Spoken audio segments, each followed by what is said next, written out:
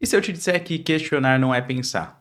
Será que a gente está disposto a ter uma troca de ideias, a trocar figurinhas, ou eu tenho respostas pré-prontas e na primeira oportunidade eu estou pronto para discutir, eu estou pronto para debater? No vídeo anterior a gente falou sobre a importância de questionar. E agora, será que ao ouvir essas respostas, que pode muitas vezes ser o que a gente quer ouvir ou não, será que a gente vai estar satisfeito com isso? Será que a gente se contenta?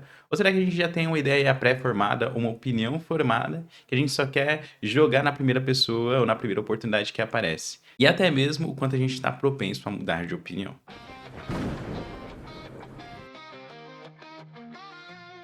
Então aqui eu já começo o vídeo questionando: qual foi a última vez que você mudou de opinião? Qual foi a última vez que você estava lendo um texto ali que falava ou argumentava algo que você discordava, ou alguém, né, vinha com a ideia que você não era muito adepto, não concordava muito com a pessoa e você ouviu até o final, tentou entender, pensou sobre aquilo a respeito ou não? Então você já começou a ler um texto ali, você viu um post, digamos assim, nas redes sociais, você não concorda, você não gostou, opa, já pula pro próximo.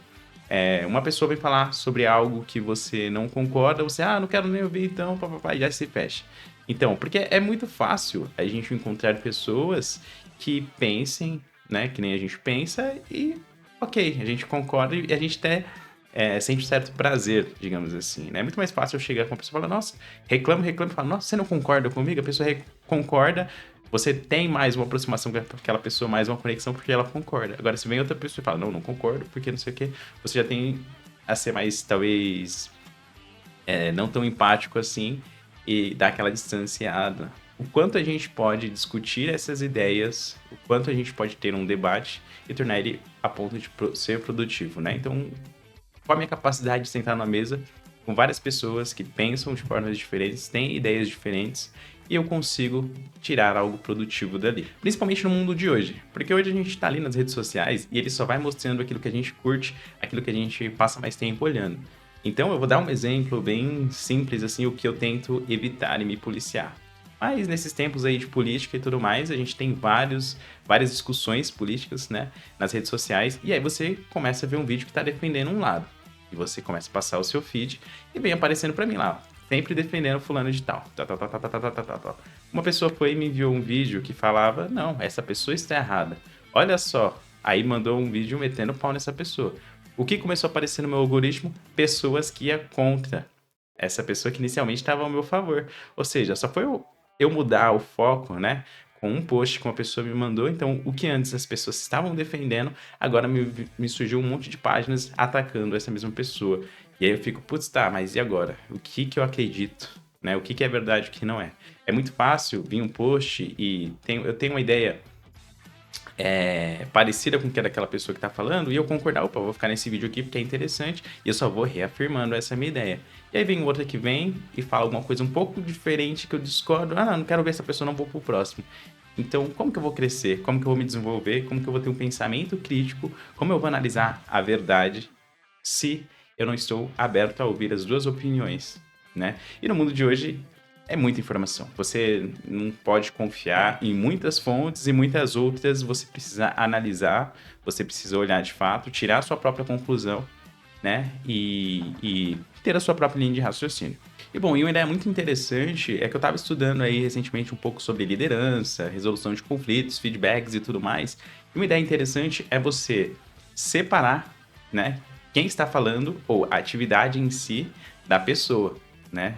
Então, pensa o seguinte, às vezes tem uma pessoa que ela é muito inteligente, ela vai falar uma coisa até que pode ser interessante, uma coisa pro seu bem, e você só porque você não vai com a cara dela, você já não, tipo, não concorda nada que essa pessoa faz, você já se fecha pra ideia dela. E às vezes você pode se prejudicar por isso, então você tem que acabar separando o quê? A pessoa, o indivíduo, do que ela tá falando. Às vezes é só um babaca falando um monte de babaquice, às vezes é um babaca falando uma coisa que realmente faz sentido, que é inteligente. Então, você precisa saber separar isso, né? Que a gente não ainda tá em temas como inteligência emocional ou coisas nesse sentido, mas aqui é pra você ter essa noção de que as pessoas arrogantes, digamos assim, enfim, qualquer pessoa, independente do perfil dela, ela pode falar alguma coisa meramente interessante que faça sentido. E às vezes a gente tem que olhar pra isso e falar, putz, é isso que eu posso aprender com essa pessoa. Não quero me relacionar, não quero ter tanto contato, mas faz faz sentido o que ela tá dizendo, então eu vou fazer. E bom, eu sei que não é o tema desse vídeo, mas eu vou falar aqui um pouquinho sobre hábitos. Por que que eu vou falar um pouco sobre hábitos? Porque a nossa mente, ela funciona da seguinte forma: a gente quer poupar energia, né? A gente quer gastar a menor energia possível. E como que a gente faz isso? A gente cria hábitos, né? Quando a gente tá aprendendo a amarrar o cadarço, a gente tem uma puta concentração de início, porque você tá aprendendo.